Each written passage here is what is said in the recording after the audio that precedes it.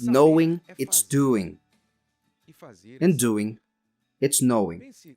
Think with me now, please. Many people, all of us, receive a lot of information. Every day, all of us, daily, are targets of a lot of information. Radio, TV, reading of all kinds, advertisements, circle of friends, conversations with friends, studies, books. Anyway, in short, information of the highest variety. However, a lot of it goes in one ear and comes out the other, but another part stays here inside. So with this retention of some information, not all, but some, we create within ourselves the illusion that we know something by simply hearing about it. We know something because we already had information about it. But the truth is, you having information about something is not necessarily knowing about it. You heard of that. Knowing means to incorporate knowledge into your life through practice. For example, why is there a practical test to get a driver's license?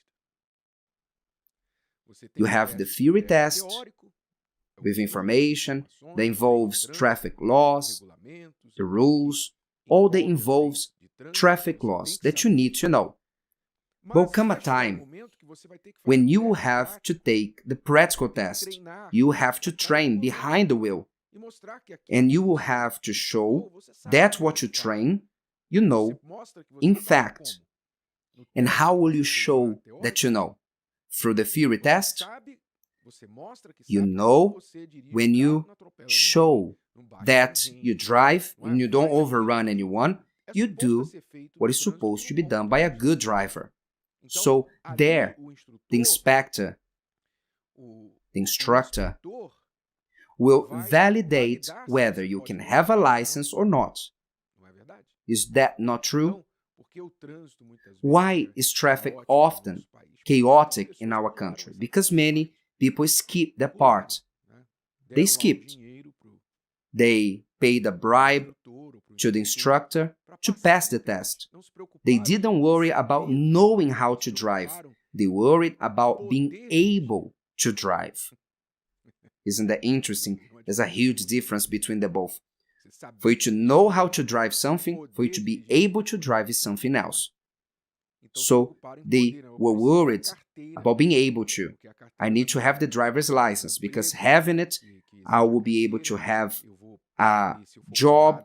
If I'm stopped, I will be able to show my driver's license. And that's why we see so many terrible things in traffic. How many people, they die because people are irresponsible, because they think they know how to drive, but they do all this atrocity on the roads. So it is in all other areas where we need to make sure a person knows. When you go into a hospital, a doctor's office, you want to know if that doctor knows. It's not enough just to have the diploma on the wall.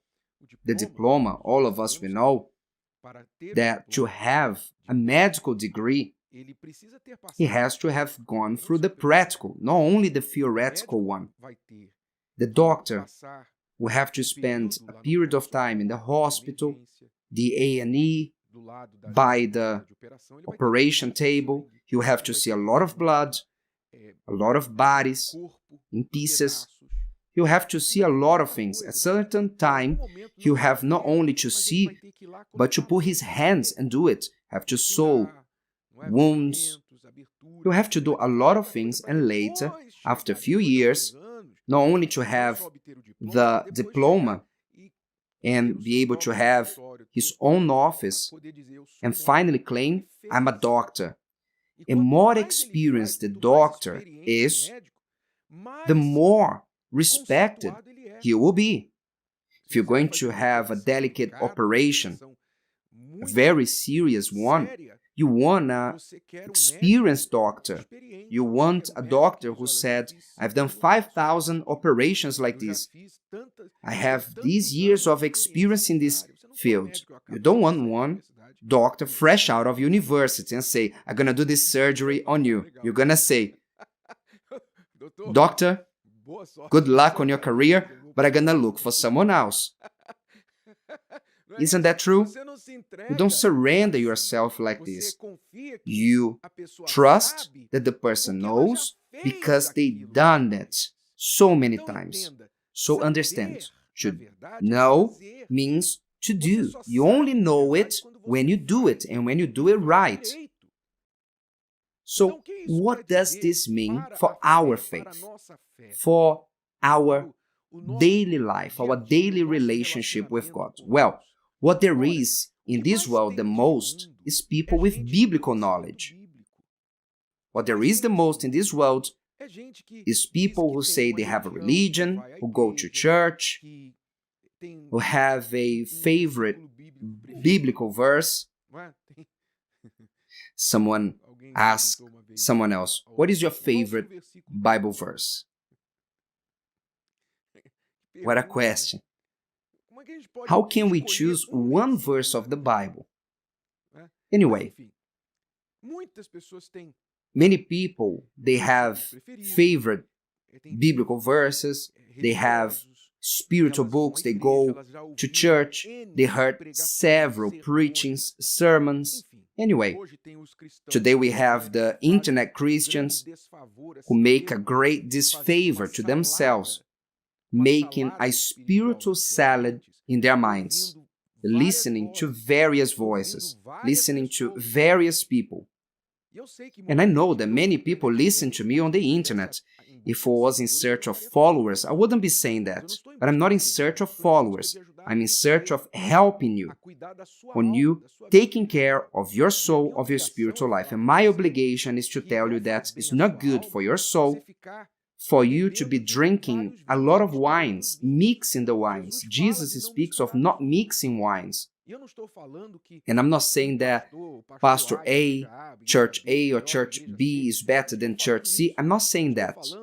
I'm talking about you having a defined faith. And then you come here, you listen to me saying something, and then you change the channel and you hear someone else speaking about the same topic, but in a different way. And then you become confused. You see that people have a lot of questions today. There has never been so much information in the world as it today, as we live in the age of information. And there has never been so much doubt, because people keep on listening to many voices, but they don't listen to the Word of God. They don't listen to the Word of God.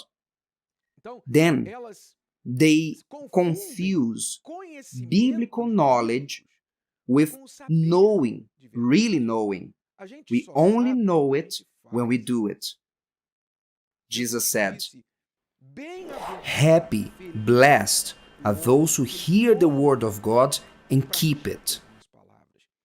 The wise man, I will liken him to a wise man who built his house on the rock, which means you to believe, you to hear the word, to believe in it, and to practice it is what makes your life to be firm, as a firm foundation of a house built on the rock. Nothing overthrows it, overthrows the house.